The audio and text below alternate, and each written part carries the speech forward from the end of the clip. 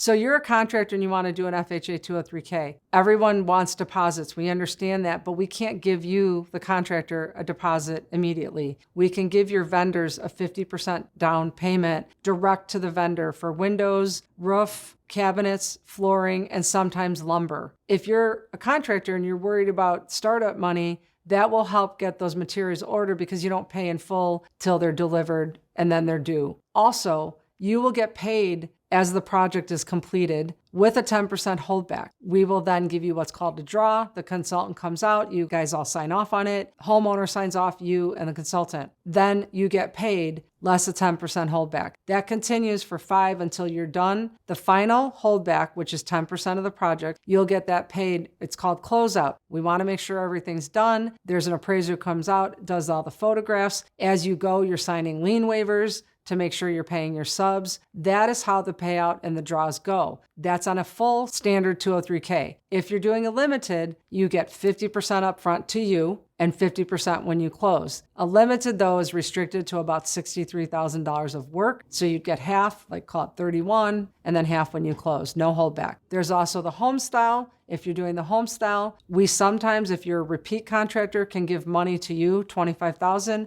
and then $25,000 to the vendors. If you're new, you're gonna get $25,000 approximately to the vendors depending on the work. So you as my contractor, that's how you get paid. And the second thing that's most important is you have to have experience. If you're doing a $200,000 project, you have to have projects that were around that amount in the past 18 months. We will ask for references. It's called a GC sign-up package. If you're required to be licensed, we need the license. You have to have liability insurance, either of $500,000 or $1 million. So there's going to be things we're going to send you that have to be taken care of. It's a little bit of paperwork, but nothing extraordinary. And if you just take care of the paperwork and you get involved in these, it can go a long way because now you can become a contractor who works on renovation projects for anybody.